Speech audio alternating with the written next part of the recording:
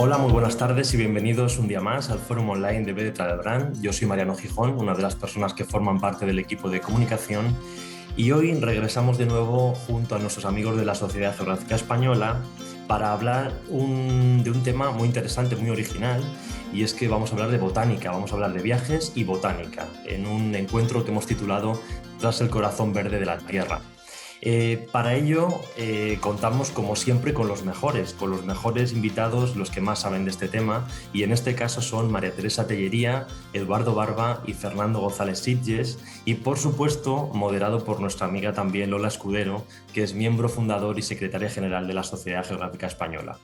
¿Qué tal estás, Lola? Bienvenida. Muy bien, pues encantada de estar una vez más, un mes más aquí con vosotros, y muchas gracias como siempre por acogernos en vuestras tertulias estas virtuales. Nada, nosotros encantadísimos porque siempre os decimos que traéis unos temas muy interesantes. Hoy vamos a visitar y hablar de plantas, de jardines botánicos, también de expediciones botánicas, muy interesantes también desde el punto de vista científico. Desde luego para los amantes de los viajes y de la naturaleza es un tema bueno, que va a resultar muy interesante. No sé si quieres que demos la bienvenida a todos los ¿Sí? invitados que tenemos por aquí. Pues yo creo que sí. Hola a Bienvenidos a todos, todos. Hola, bienvenidos. Hola, ¿cómo Muy bien, estáis? Muchas perfecto. buenas gracias. tardes. Todos aquí. Muy bien. El Buenas único que tardes. tiene plantas hoy aquí es Mariano. Aquí todas Sí, las las tengo por aquí. plantas Tengo alguna más y por los allí que no se botánicos ven, y yo pero los sí, me he entornos. intentado Yo meter un tengo una poco en el maceta, ¿eh? ecosistema del que vamos a hablar hoy. Yo tengo una macetita, pero la tenía aquí detrás Muy para bien. ponerles. Antes Pues de nada, que arranquemos, porque tenéis un montón de cosas muy sí. interesantes que contarnos, simplemente decirle a todos los espectadores que en la parte de abajo tenemos un chat habilitado y que al finalizar este encuentro, pues bueno, Lola va a lanzar las preguntas y los comentarios que todo el mundo haya ido haciendo. Sí. Y nada más, no os quito más tiempo porque sé que al final tenéis tantas cosas de las que hablar y tan interesantes que siempre nos quedamos muy cortos de tiempo, con lo cual os dejo y os estaré escuchando muy atentamente desde aquí. Muchas Pues muchas gracias. gracias, Mariano.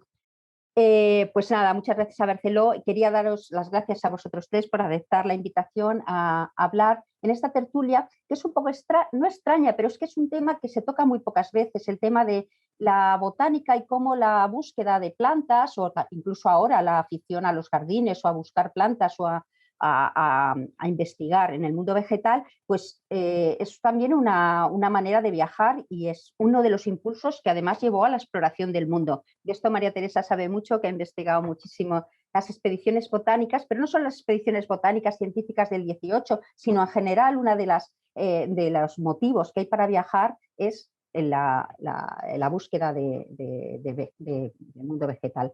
Me gustó mucho, luego hablaremos. Eduardo tiene un concepto que creo que es un concepto americano, que habla de la ceguera vegetal, como que los vegetales es algo que no vemos tanto como otros aspectos del viaje o de la naturaleza que parecen más épicos. Fernando, por ejemplo, que es zoólogo, más que botánico, es zoólogo, va por el mundo sobre todo buscando animales, algunos monstruos incluso ha ido a buscar por allí, También. de la Y alguna geología. planta. En Y cualquier alguna caso, planta, de siempre la que... rodeados de plantas. Exactamente, pero eso es lo que iba a decir, pero siempre rodeado de plantas. Entonces, bueno, hoy vamos a tratar de hablar del mundo vegetal, de los viajes en torno al mundo vegetal. Yo siempre digo que la botánica es un poco menos épica, parece menos épica que otros aspectos de la exploración, por ejemplo, las etnográficas, o eso, las que van buscando animales, o las que iban buscando las fuentes de los ríos, ¿no? Y sin embargo, yo creo que si ponemos en la balanza, tal vez haya tenido más que ver la búsqueda de la canela, del clavo, del cacao, de los productos vegetales que eran vitales para el desarrollo pues eso, del comercio y de la economía en esto. Vamos a empezar, voy a hacer la primera pregunta a María Teresa, puesto que estamos hablando de los... Ella es, bueno, no es botánica, es farmacéutica, pero ¿cuántos años llevas en el botánico desde que... Casi desde que lo fundaron, Lola. Sí, hombre, 250 años, ¿no? O 250 y tantos, porque celebró el Menos, 250. pero sí 40. 40 años. Pues ha sido directora del Botánico muchísimos años, previamente también fue directora técnica del Botánico, y sigue ahí de investigadora, y además en un campo un poco, no extraño, pero es que resulta curioso que tu campo de investigación sea la micología, los hongos, esos seres, o no sé cómo llamarles, que pertenecen al mundo vegetal, pero que es muy desconocido, ¿no? Pero también tienes la otra faceta por la que yo te he conocido siempre más, sabes mucho de las expediciones botánicas, que además están muy ligadas al Real Jardín Botánico de Madrid, donde se conservan buena parte de las colecciones que se trajeron en esas expediciones. Y ahora, además, se ha metido a novelista y acaba de publicar una novela que yo recomiendo a todo el mundo para meterse en este mundo, que es esta de aquí, que se llama Sin permiso del rey, que nos cuenta una extraordinaria historia de una mujer extraordinaria que dio la primera mujer que dio la vuelta al mundo. Pero bueno, le voy a pedir que nos cuente muy brevemente esa historia, porque para comenzar con una historia de botánica, de aventuras y de viajes, pues yo creo que nada mejor que Jean Barret y su viaje alrededor del mundo. Muy brevemente, que tenemos Pues, aquí. Muchas gracias, Lola, por la invitación y por la oportunidad de pasar aquí este ratito con todos juntos hablando de botánica y de viajes. Bueno, pues hablar del libro de Sin permiso del rey es en el fondo hablar de eso, de botánica, de viajes, de una expedición científica del siglo XVIII, la del Vicentin de Bougainville, donde una mujer, Jean Barret, disfrazada de hombre y como criado del botánico Commerson, se enroló en la expedición que acabó dando la vuelta al mundo. Es un libro, podríamos decir, de viajes, es un libro de aventuras, es un libro de botánica, es un libro de botánicos y es un libro de ciencia expedicionaria en el siglo XVIII. Ahí se tratan asuntos como cuáles eran los motivos de estas expediciones ilustradas. Uno de ellos era la búsqueda de productos naturales que podían mejorar el comercio, que podían mejorar la agricultura, la sanidad. Se habla también del trabajo de los científicos en estas expediciones. Se habla también de las especias, puesto que pasan por las Molucas y por Batavia, la actual Yakarta, que era la capital donde la Compañía Holandesa de las Indias Orientales tenía su centro de actuación. En fin, yo creo que es una historia que aúna todo esto, además de la historia de una mujer valiente, de una mujer transgresora, que saltando las normas de su tiempo se enroló sin permiso del rey en esta expedición, pues que la llevó a dar la vuelta al mundo y de algún modo después un poco también al olvido, puesto que esta mujer no dejó nada por escrito. Claro. Y ha habido que reconstruir su historia a través de los ojos de los que con ella compartieron aventura. Esto es un poco lo que se viene a contar. Sí, yo debo decir sobre este libro, leí que es súper riguroso en todo el tema botánico, como no podría ser de otra manera, porque está escrito por una investigadora, y es verdad que para los que somos ajenos nos mete en un tema que es muy interesante, que resulta muy interesante. Está lleno de precisiones botánicas, todo está referenciado, bien referenciado, tal, y luego además ella termina haciendo pues sus propias, la protagonista termina haciendo sus propios descubrimientos botánicos, las plantas que ella va recogiendo, por ejemplo, el Mauricio, que está mucho tiempo ahí, recoge, hace unos grandes herbarios y unas grandes recopilaciones aunque no sea uno de nuestros viajeros españoles, que había muchos del siglo XVIII sobre todo, pero a mí me parece que tiene un poco alma de novelista en esto de buscar un personaje que tenga además chicha de dónde sacar para crear un personaje interesante. Que esta es una historia que se adapta muy bien al tema de hoy, ¿no? El viaje con la botánica como protagonista del viaje. O sea, la compañera de viaje de tanto de Commerson, que era botánico, como de Jean Barret, es la botánica, el interés botánico, la descripción botánica de lo que van recolectando y demás, aunque tampoco olvidaron los animales, porque a Commerson le gustaban mucho los peces, era también un aprendiz de ictiólogo, pero es fundamentalmente una historia de botánica. Sí, por lo paso, hoy tenemos aquí un panel de 3 personas que ahora les iré dando paso, que yo creo que son perfiles muy diferentes, pero en cierto modo complementarios. Tenemos una investigadora que sabe mucho de exploración, pero también sabe mucho de gestión de espacios botánicos, porque, como digo, ha dirigido muchísimos años el Real Jardín Botánico de Madrid. Tenemos un biólogo que además es viajero, yo diría que más aventurero casi que biólogo, que se dedica a hacer documentales. Tienes más de, no sé, en algún sitio he visto más de 300, en otro más de 150, No. pero más de 150, ahí lo vamos Ronda a los dejar. 200, sí. Mira, Sí. pues ni uno ni otro, o sea, pues por ahí hay muchas cifras.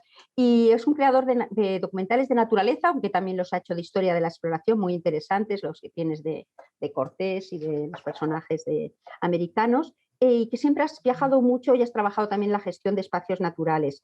Y en estos espacios naturales las plantas pues, son tan importantes como los animales, aunque bueno, tu perfil sea más así. Entonces, bueno, yo creo que tienes un perfil diferente al de María Teresa, pero en cierto modo también parecido. Desde luego la aventura es meterse en algo como esto, una charla de botánica, alguien que sabe muy poquito de botánica, ¿eh? Eso sí No, que es bueno, una aventura.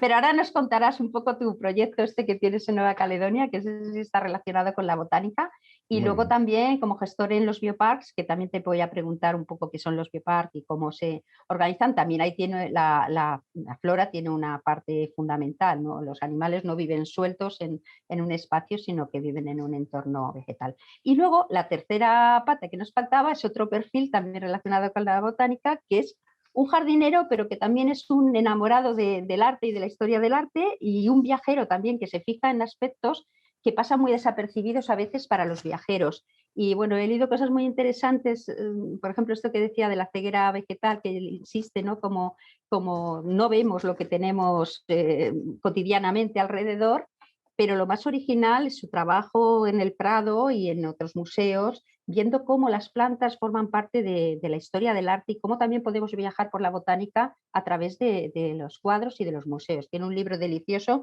la verdad que son unos ensayos que es El Jardín del Prado, y que resulta curiosísimo. Yo casi todo lo que he leído ni me había fijado nunca en la vida que existía eso. Entonces, es otra manera de ver la naturaleza y de ver los sitios, ¿no? con otra mirada. Te voy a preguntar, Fernando, tú eres un poco un aventurero al viejo estilo en el sentido de que una parte de lo que haces es hacer diarios de viaje, muy bonitos, preciosos, cuadernos de viajes, que en esto te pareces un poco a los botánicos del siglo XVIII, que viajaban y una parte importantísima eran los dibujos de esas plantas que se Ya me conservan mucho. gustaría. ¿Ya te gustaría? Ya me gustaría hacer esos dibujos que he tenido la suerte haciendo una vez un artículo para el XL semanal, de ver las láminas originales que tenéis en el Botánico Sí, son maravillosas, de son Mutis. maravillosas. Vamos, es un tesoro. Estas láminas iluminadas a mano, eso demuestra un poco lo que no podemos hacer hoy en día casi los viajeros, que es tener tiempo. Ya. Yo los cuadernos de campo que hago los escribo en el viaje, hago algún boceto, tiro alguna foto, recopilo alguna serie de semillas, hojas, plumas, lo que encuentre, o etiquetas de cerveza o lo que fuera. Pero luego es en casa cuando tengo tiempo, cuando puedo pintarlos. Los antiguos viajeros, que lo eran de verdad, tenían años para viajar. Entonces sí que en esos momentos de estudio, yo es que me lo imagino además con bastante novelado, dentro del barco, con una luz de vela, pintando, iluminando a mano esas láminas, y hacen que cada vez que ves una lámina de estas te emociones, porque te llevan precisamente a la historia, al tiempo en el que se hicieron y a la forma en que se hicieron. Luego tienes la otra faceta, la moderna, que haces los documentales, o sea que tienes las dos maneras de reflejar. Claro, hay que ves. buscar alguna forma de que te paguen el viaje. Ya, entonces hacer documentales es una forma.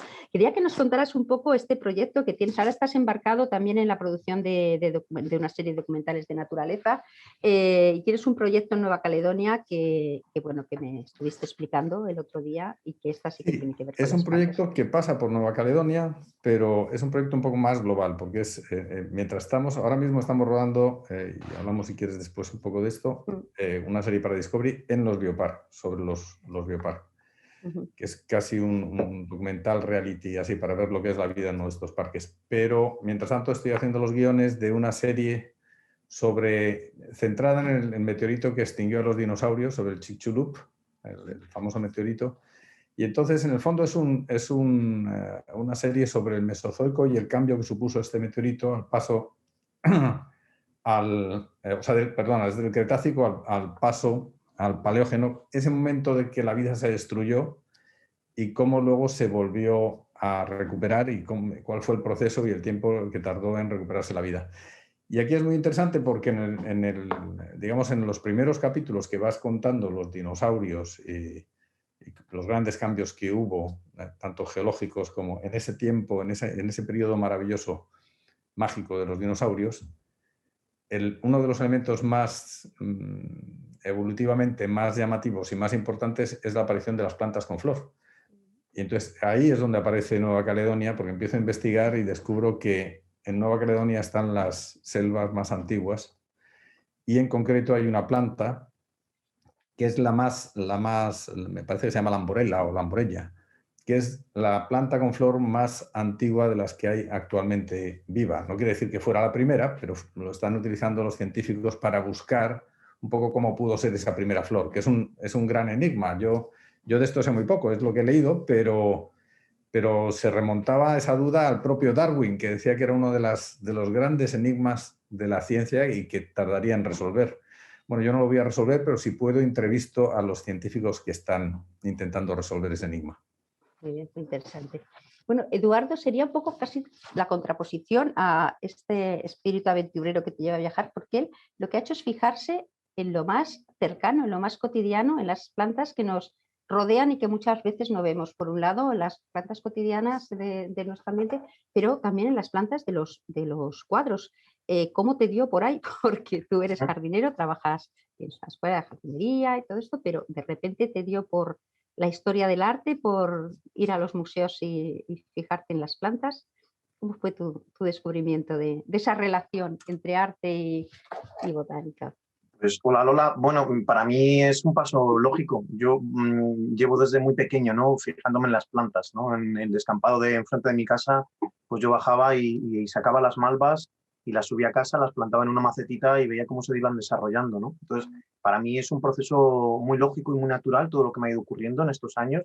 Y lo único que ha hecho ha sido, pues yo planté la semilla cuando era pequeñito y ha ido desarrollándose y ha seguido dando frutos. Y uno de esos frutos es precisamente pues esa investigación que has mencionado relacionada con el mundo del arte.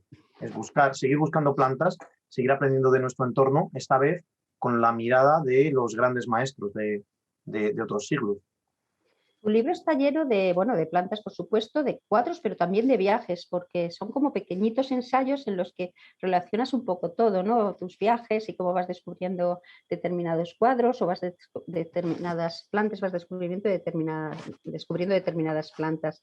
De tus viajes, ¿cuál destacarías más, el que más relación ha tenido con este descubrimiento de las plantas?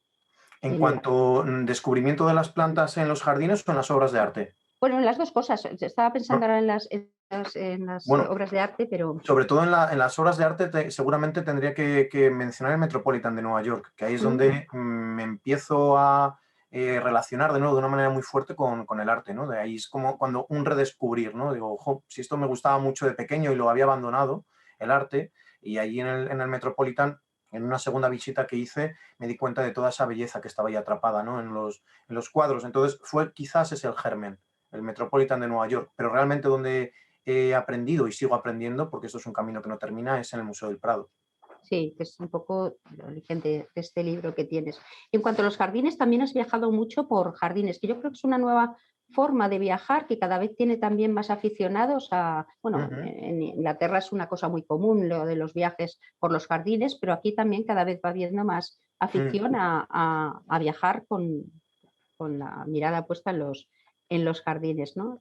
¿Qué jardines? Sí, desde luego. Bueno, yo es que una de las cosas que ato mucho a los viajes o que uno a los viajes es el conocer a las personas, a los locales, ¿no? A mí, yo cuando he estado en un país y, bueno, pues vas al hotel o al hostal y lo único que haces es visitar los sitios turísticos y luego, pues sí, vas a los restaurantes, pruebas el plato típico del país.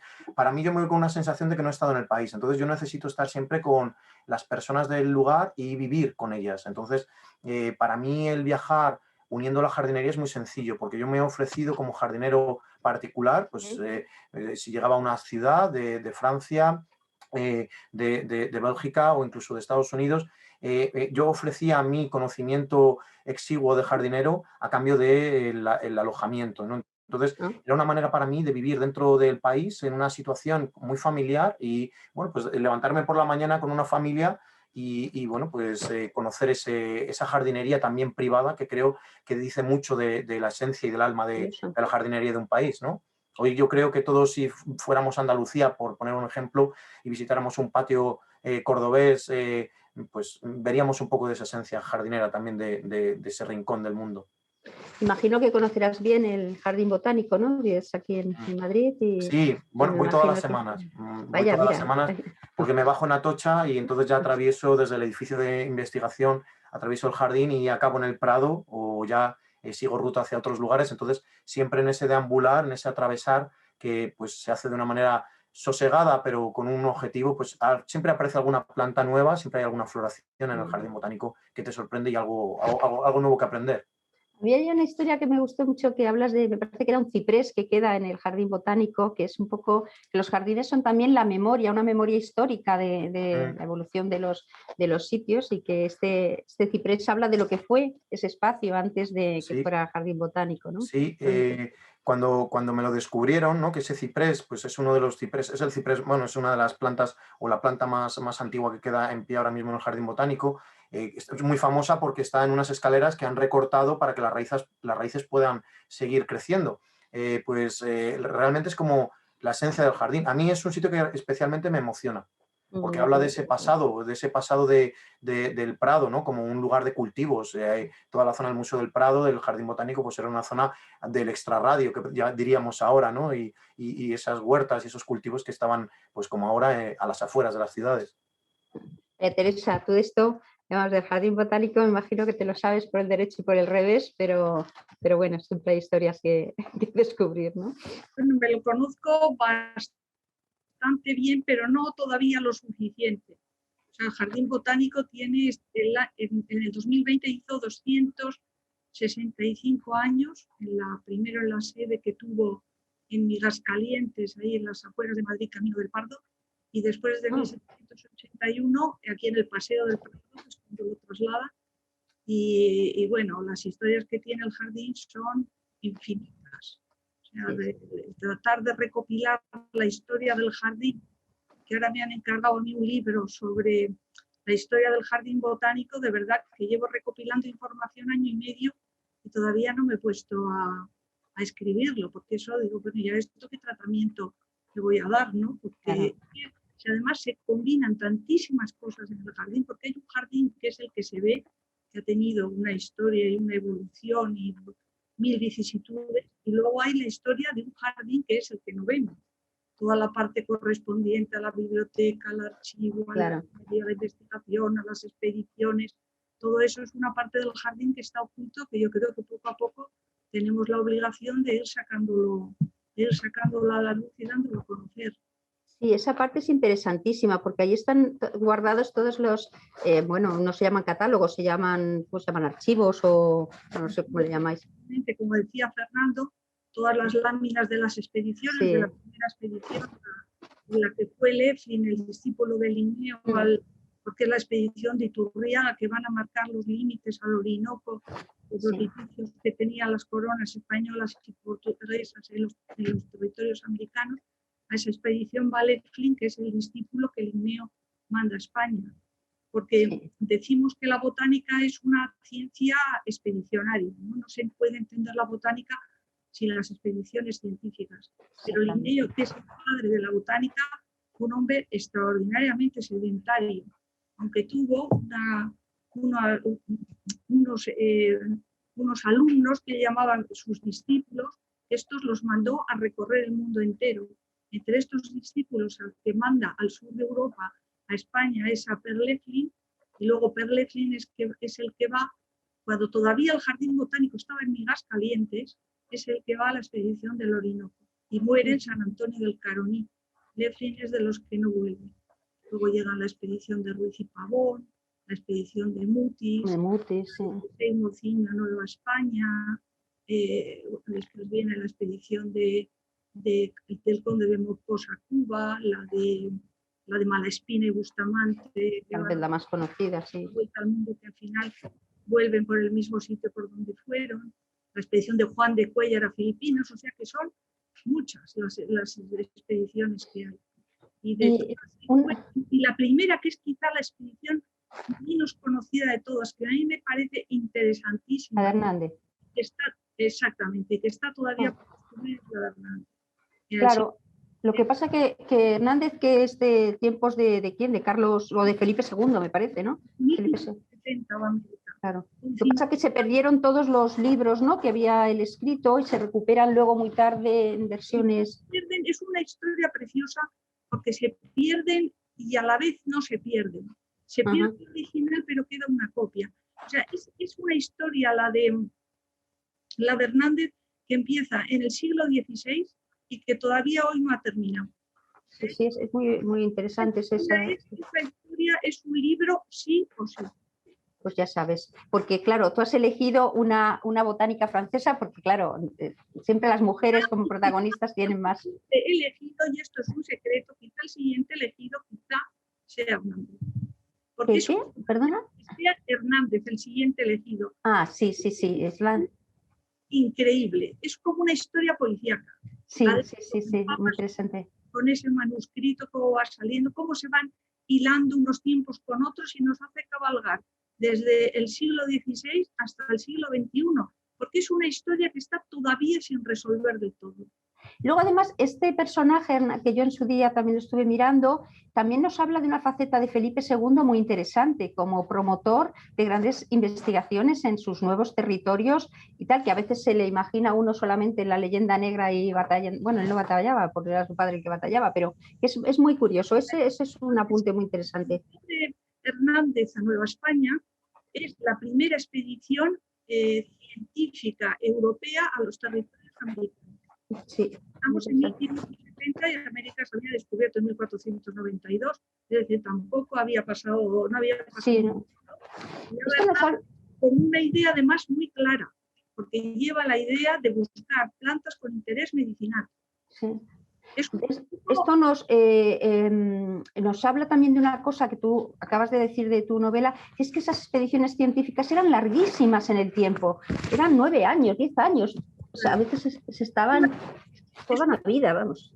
Sí, es una diferencia que existe entre las expediciones antiguas, o sea, desde el 16, las del 18, las del 19 y las actuales. Sí. Porque en el fondo, cuando te enfrentas con una naturaleza muy hostil, la situación yo creo que es muy parecida. O sea, tú estás en medio de una selva, en una tienda de campaña, con lo único que llevamos las botas de goretés y la ropa que se seca un poco antes cuando se seca.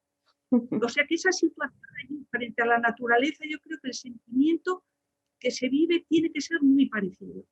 Ahora, bueno, el que se vive ahora lo sabemos cómo es, pero tiene que ser muy parecido a cómo lo sentían ellos. Pero claro, cambian un poco en el tiempo que duran las expediciones, que antes eran años, hasta tal modo, por ejemplo, que como decía Fernando, lo de los dibujos, eso es muy importante, pero también es que organizaban grupos, generalmente de indígenas, que son los que les preparaban los colores para hacer con tintes vegetales, los que a veces les coloreaban las cosas o incluso les enseñaban a dibujar, porque las láminas de Mutis están hechas por indígenas que venían de una escuela de miniaturistas que había en Quito. Porque esas láminas están dibujadas de tal modo que cuando metes una lupa, el detalle es perfecto, se ve hasta el último pelo.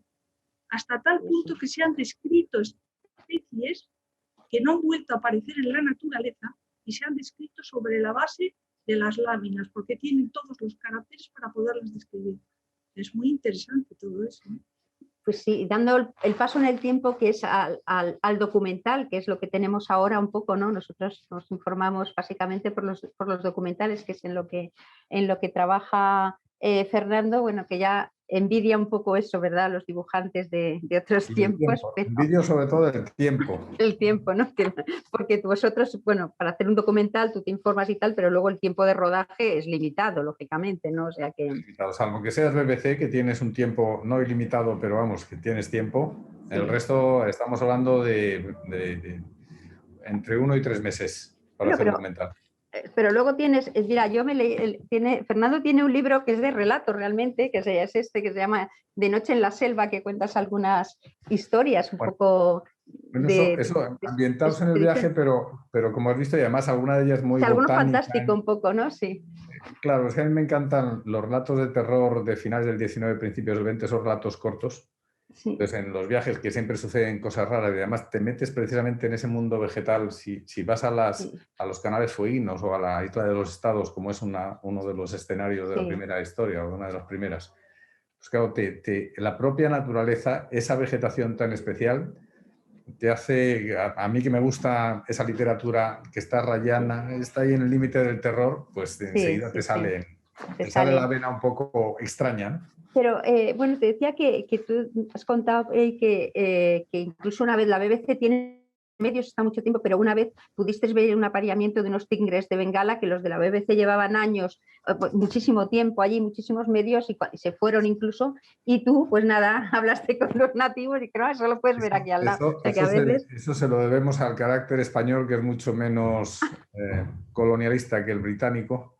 Y entonces, efectivamente, más que hablar, fue compartir, porque no hablábamos el mismo idioma, que los guías de los elefantes que nos iban a llevar por la selva.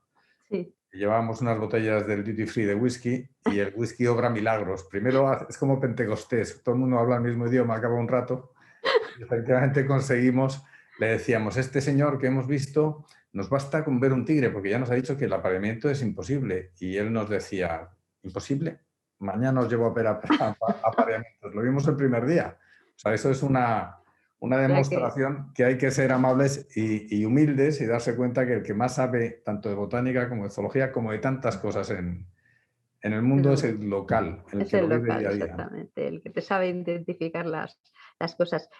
Yo, dando un salto desde el jardín botánico, que nos ha explicado un poco por encima María Teresa, a los bioparques, me gustaría que contaras qué son y cómo son esos espacios, que es como una nueva, bueno, es otra forma de gestionar, ¿no? Espacios Sí, naturales bueno, para la en divulgación el y fondo la educación. son la nueva generación de parques zoológicos y de acuarios. Mm, Es decir, todo evoluciona y los zoológicos estaban muy obsoletos, los animales no estaban a gusto, no había una conservación en serio, no había, sobre todo, una ambientación que te llevara a los lugares, y ahí tiene mucho que ver la botánica. mm, Entonces, los bioparques, hay tres, uno en Fongirola, otro en Valencia y el Acuario de Gijón.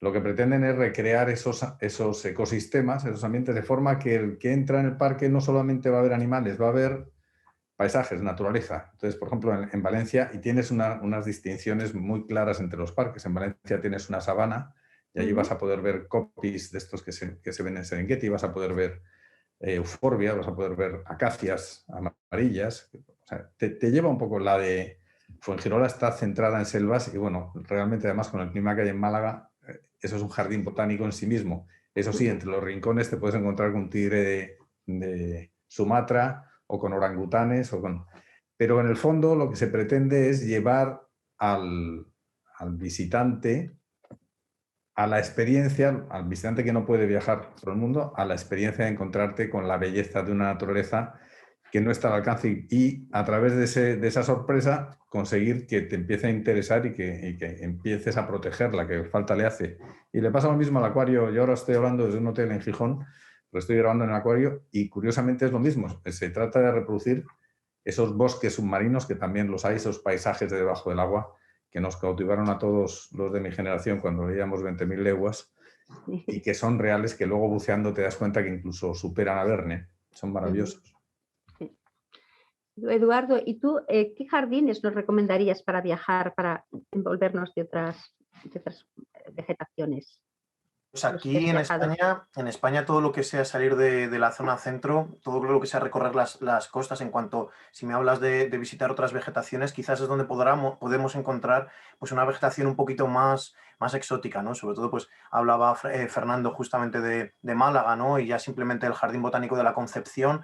Hay algunos pequeños rincones que recuerdan un poco a un poco ese aspecto selvático, ¿no? Que siempre recordamos que vemos en las novelas y en las películas, ¿no?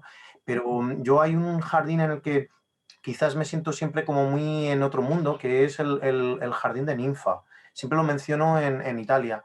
Está en Ardea, es una región pues, cercana a Roma, no está muy lejana, y es un jardín que tiene una integración entre ruinas y especies vegetales que es muy hermosa, es muy orgánica, ¿no? Que yo creo que al final, cuando tú ves un jardín, muchas veces pues piensas un poco esa frase que creo que era de Miguel Ángel, ¿no? Cuando decía que lo único que hacía era coger una piedra y sacar la forma que había dentro, ¿no? Desbastarla hasta que sacaba esa esencia, ¿no? Ese alma de la piedra. Pues yo creo que muchas veces en los jardines ocurre un poco lo mismo, ¿no? Los jardines muchas veces, a mí personalmente, los que más me han impactado son aquellos en los que hay una comunicación muy directa con el entorno. Cuando el jardín mira hacia otro lado y quiere hacer otra cosa distinta, no respetando la orografía o quizás también la climatología, que los he visto también cómo se han intentado crear jardines pues muy, muy distintos a lo que la climatología te pide, pues creo que no sacas la esencia del jardín, no sacas del alma, ¿no? Entonces, quizás Villa Ninfa en Italia sería un jardín para mí muy prototipo de lo que debería de ser un jardín que se integra, se imbrica todo, las plantas, el entorno, la orografía e incluso la historia, porque ahí hay ruinas incluso. A ti no sé si has tenido ocasión o si te gustaría viajar a alguno de esos entornos vegetales más salvajes, no tan domesticados como un jardín, como los que visitan María no he Teresa o tenido la Fernando. suerte de Fernando, bueno, la suerte, el trabajo y la pasión que ha puesto Fernando y también María Teresa para visitar estos lugares o con estos motivos de investigación.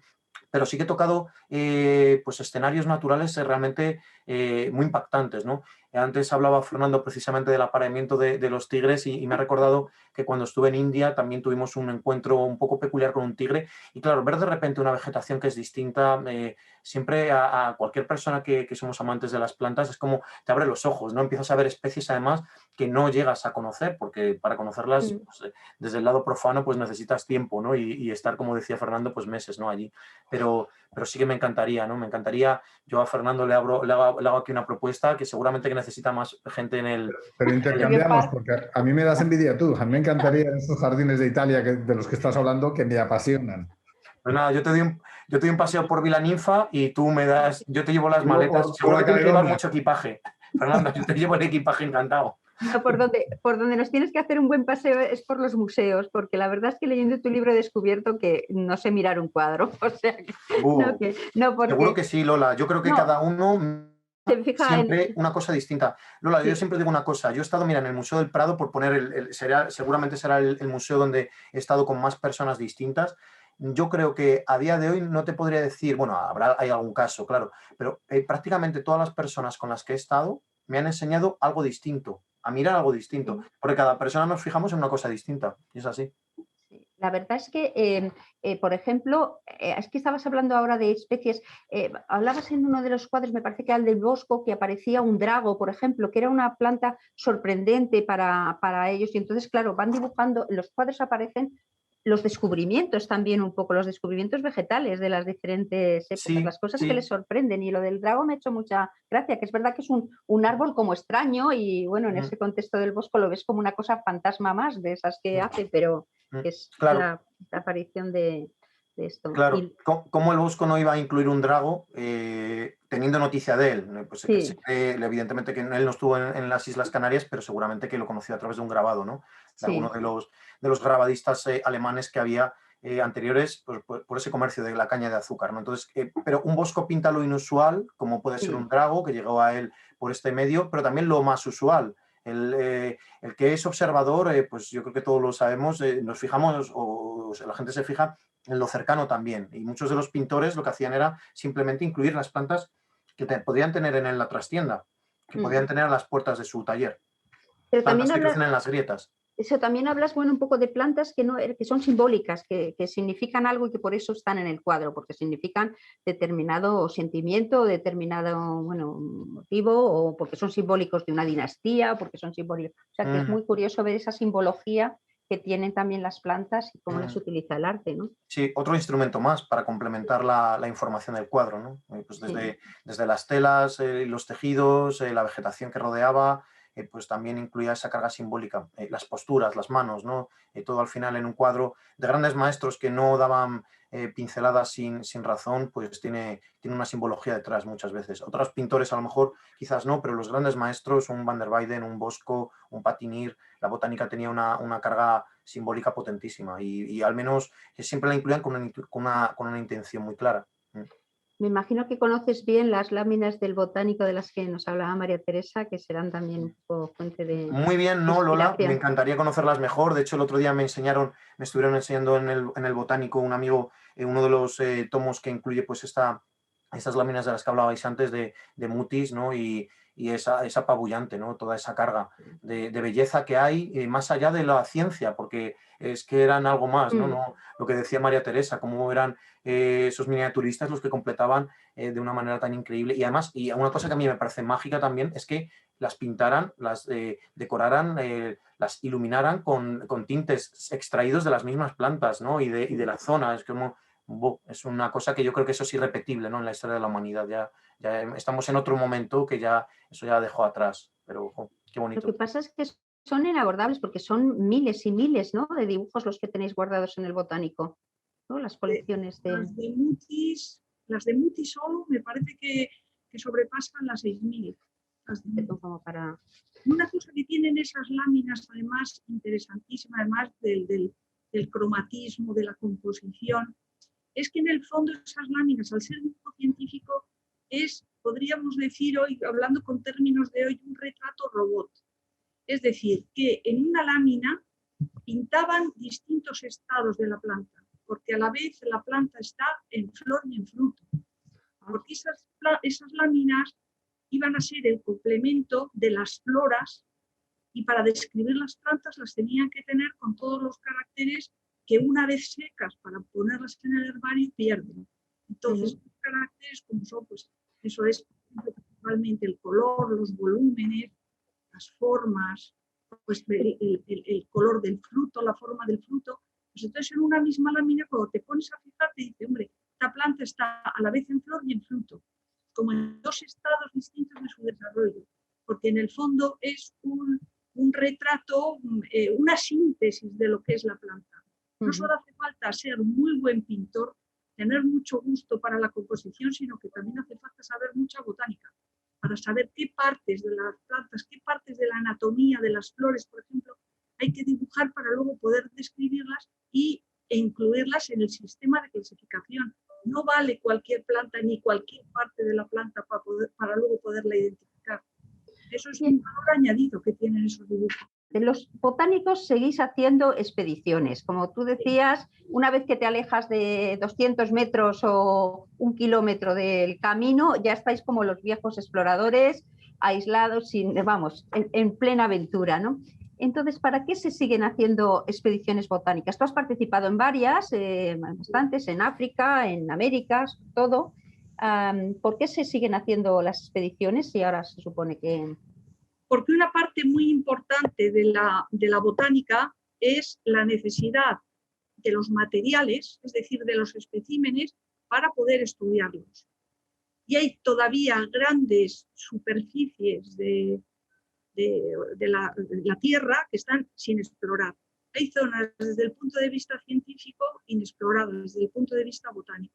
Entonces es necesario ir a esos sitios para recolectar las plantas, para traerlas y poderlas estudiar. Sucede que hay muchísimas plantas en los herbarios, millones de especímenes en los herbarios. Pero ¿qué es lo que sucede? Hoy en día ha entrado una nueva técnica de estudio que son las técnicas moleculares. Y muchos de estos materiales antiguos, por 1 o 2 siglos de historia, bien porque son muy antiguos, bien por los tratamientos que se les han dado a lo largo del tiempo, sobre todo para desinfectarlos, para quitarles los insectos que pueden tener o impedir que les ataquen los insectos y se los coman, les han dado pues tratamientos desde con sales de mercurio a con lo que sea. Entonces eso destruye el ADN. Como hoy en día necesitamos el ADN, muchas de las expediciones hay que volverlas a repetir. Hay que volver a ir a esos sitios a buscar el material para poder extraer el ADN y hacer los estudios con las nuevas técnicas y las nuevas síntesis taxonómicas modernas. Y entonces, pues queda todavía muchísimo por hacer. Y estos son expediciones que parten de los jardines botánicos y de las instituciones de ciencia, imagino, del CSIC o de... ¿no? Sí, son expediciones financiadas a través de proyectos de investigación, a través de los jardines botánicos y también de las universidades y otros centros de investigación, Entonces el objetivo es ese, recopilar el material para luego poderlo estudiar. Por ejemplo, yo que me dedico a los hongos, pues es facilísimo hoy en día descubrir y describir especies nuevas. Es decir, la botánica es una ciencia que trata de primero explorar, descubrir y describir los vegetales, y dentro de ese sentido amplio de la botánica metemos también los hongos, aunque hoy en día sabemos que son un reino distinto, pero bueno, los micólogos también trabajamos en los jardines botánicos. Y por terminar contigo, de las expediciones que has hecho, alguna que hayas dicho, ¿por qué estoy aquí? Con lo bien que podría estar yo en mi laboratorio, en mi despachito, unas cuantas, ¿no? Fui Pasa de todo. en el año 92 a una sierra colombiana, que es la sierra de Chiribiquete, y realmente, bueno, primero, el primer sitio donde aterrizamos es un pueblo que se llamaba Miraflores, que nosotros estuvimos en el 92, bueno, en el 94 ese pueblo lo cogió la guerrilla de las FARC y estuvo bajo el dominio de las FARC, dominio de las FARC durante muchísimos años. Pero es que era llegar a ese sitio, a ese pueblo, en unos aviones de hélice, aterrizábamos en unas pistas que era la calle principal del pueblo, y después de ahí en helicóptero nos llevaron a una especie de, lo que llaman allí mesas, que en otros sitios llaman los tepuyes, y nos dejaron allí en el alto de un tepuy de esos, y estuvimos allí prácticamente un mes, en una tienda de campaña que todas las noches, bueno, en varias tiendas de campaña, que todas las noches, unas por el viento y otras por el agua, cuando volvías de recolectar, ya te habías quedado sin tienda de campaña y había que volver otra vez a organizar el campamento. Esa fue una de las veces que pensé, bueno, Dios mío, ¿y qué hago yo aquí? ¿Quién me mandará a mí allí en las noches aquellas sin pegar ojo, viendo encima como de aquellas piedras, diciendo, pero ¿quién me mandará a mí meterme en estas aventuras? Pero también he de reconocer que luego al volver dices, qué bien que me he metido en esta aventura. De eso sabe mucho Fernando, que le gusta mucho esto, que se fue la primera fue aquella que hiciste de las Córdobas, que viajabais a lo largo de toda América, ¿no? De Alaska a Tierra de Fuego, enlazando, pero desde entonces no sé cuántos viajes te has hecho, pero tú también te has planteado en algún momento, ¿qué hago yo aquí? Bueno, yo creo que tú tienes la aventura en el cuerpo. También me lo he planteado, pero me lo planteo muchas más veces pues en un atasco, bueno, también, en un despacho. O sea, que dices, pero ¿por qué, con la cantidad de sitios que hay en el mundo, por qué estoy aquí metido en la Nacional 6 intentando llegar a la oficina, que tampoco me motiva especialmente, y llevo 1 hora y media, ¿no? A mí eso también me pasa cada vez que voy a La Paz. Pero claro. Me da el mal de la altura. La va de morir. O sea, con unos vómitos, unos dolores de cabeza, y es ahí cuando más he sentido esa sensación de decir, pero ¿quién me mandará a mí meterme en esto? Sí, y además la fuerza física te falla. Sí, Bolivia es terrible en eso, porque tienes un recibimiento terrible. Porque llegas a 4.200 metros, claro, y el organismo, no sé, hay gente que no le pasa, pero a mí, de eso que abres el desodorante y la bola del desodorante salta por el aire del cambio de presión. Eduardo, en cambio, tiene viajes yo creo que más agradables, ¿no? Alguno te habrás hecho también de estos más una aventura, pero parecen como más placenteros los chotes vosotros. Sí, en Australia a mi compañera pues le picó una araña que tuvimos que llegar rápido a algún hospital para que le pusieran el antídoto, sí. Pero bueno, no, tan espectacular estoy seguro que no. Algo mucho más doméstico. Fernando, ¿cuándo te vas de viaje ahora? ¿Estáis ya con los documentales? Bueno, nosotros estamos grabando ahora en los biopark. Eso me va a llevar todo el verano, y la idea es poder empezar los rodajes de mexicanos, porque la serie de Chicxulub es una serie mexicana, con grandes amigos mexicanos con los que produje series como, o sea, documentales como Cortés o como Malinche o como Gonzalo Guerrero. Y eso sería como pronto en octubre, noviembre sería el primer. Y luego seguirías haciendo.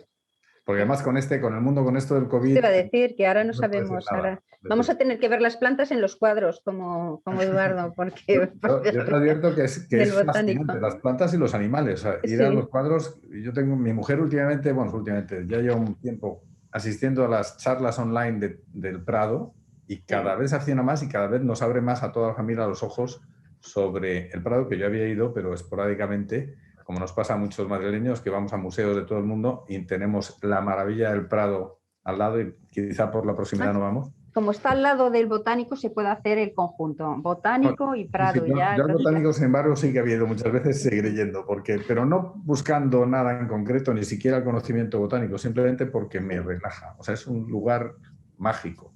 Sí, es verdad. Aunque creo que le ha hecho bastante daño la nieve. Sí, eso dicen que está muy, muy tallado. No nos queda mucho tiempo y quería que hicierais una cosa que es, bueno, una primera pregunta para los tres. ¿Qué sitio del planeta os gustaría conocer relacionado con la riqueza de las plantas, con la botánica? A mí las islas de Juan Fernández. A lo más lejos. Estuve a punto de ir, o sea, estuve ya en la escalerilla del avión. Sí. Que como ahora hubo un problema que un mes antes había matado un equipo de televisión y tal, pues en cuanto hacía un poco de viento suspendían el viaje y después de estar en Santiago de Chile varios días esperando a ver si salía el avión, porque son avionetas muy pequeñas las que viajan, pues ya nos tuvimos que volver porque claro, no nos podíamos quedar. Pero las islas esas... allí en Santiago de Chile esperando que las partiera islas el vuelo. Esas por algún motivo, o sea, son las islas estas de Robinson Crusoe, que digo yo, pero se te oye mal, ¿eh? No tengo como con eso una... Además, por la cantidad de flora endémica que esas islas tienen. Sí, están muy alejadas, están alejadas del continente ahí en el Océano Pacífico, en el Pacífico Sur, y son unas islas interesantísimas y bien conservadas desde el punto de vista botánico. Y tengo muchísimas ganas de ir. Sí, sí. ¿Tú, Fernando, te queda algo por ver? Me queda muchísimo. Y además ya sabes que incluso en los mismos sitios que has ido, depende del mes que vayas, es otro mundo, ¿no? A mí, quitando Nueva Caledonia, que parece que está ahí como en el punto de mira, a mí me encantaría ir a Tasmania, que se me escapó una vez. Y es un lugar muy especial, o sea, está en Australia, pero Tasmania tiene un punto particular, tanto en la vegetación como en algunos fantasmas, como el tiracino, el tigre de Tasmania, que sabes que me... Sí, a Fernando es que le gustan los monstruos, los animales un poco extraños. En el fondo me gusta todo lo que activa mi imaginación. Sí. Eso es en el fondo lo que buscas, ¿no? A mí me pasa ser niño. Lo que a Fernando, que al estar en Australia, vi un barco así en el puerto de Melbourne que decía Espíritu de Tasmania, que es un ferry, más que un ferry, pero grande, que lleva camiones, que lleva coches, tal, y hace el itinerario, el continente, la parte continental de Australia con Tasmania. Me quedé con unas ganas de ir a Tasmania y es otro sitio, Tasmania, pero yo creo que Tasmania es por esa evocación un poco eso que dices tú del diablo, de no sé, la aventura, la lejanía, Hasta el nombre te provoca... Sí, diablo de Tasmania. ¿Tú, Eduardo, si has estado en Australia? No sé si has estado en Tasmania. No crucé, tuve que volver antes de tiempo por un problema familiar, porque estuve viviendo en Melbourne, en Melbourne y bueno, no pude atravesar. Tomaba una miel que me gustaba mucho, que era precisamente de unos árboles muy altos, estaba intentando recordar el nombre, no me acuerdo, una miel que la recolectan de unos árboles que son muy altos, que no sé si es una mirtácea también de la familia del eucalipto, y era una miel deliciosa, y además muy valorada, la típica miel que viene en tarrito pequeñito y tal. Yo en cuanto a descubrir vegetación o visitar un país o una región, quizás me quedaría o con la isla de Socotra para ver esos dragos tan espectaculares, ¿no?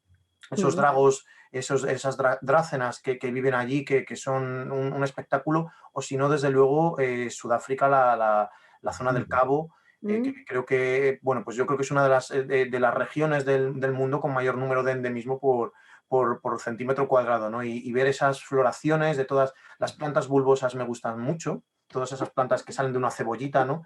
Y la provincia de la zona del Cabo de Sudáfrica pues es especialmente rica en esta vegetación, ¿no? Que durante los meses tórridos se están asando textualmente bajo tierra, pero que luego cuando emergen nos explotan en colores, ¿no? Y es, yo creo que una de las vegetaciones que para mí significarían un viaje sin lugar a dudas. Eduardo, y tienes que ir, si te gustan ese tipo de plantas, tienes que ir al sur de Madagascar, que también es... Bueno, Madagascar, bueno, ya solo la avenida de Baobabs, que será una cosa muy manida, pero yo creo que ahí me puede dar un par de infartos tranquilamente, porque Madagascar es una de las zonas que quiero ir mucho, sí.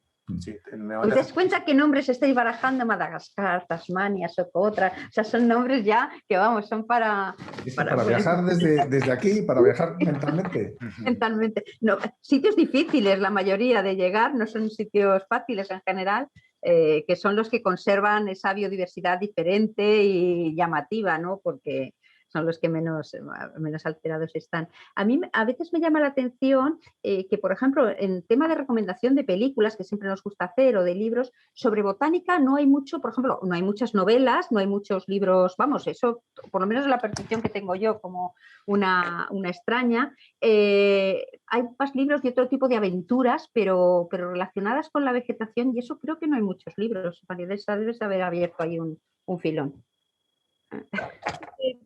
A mí películas, por ejemplo, relacionadas con la botánica, una película que me gustó mucho es Fitzcarraldo. Fitzcarraldo. Es verdad que era del Amazonas, ¿no? Era la historia de cuando van a buscar el caucho.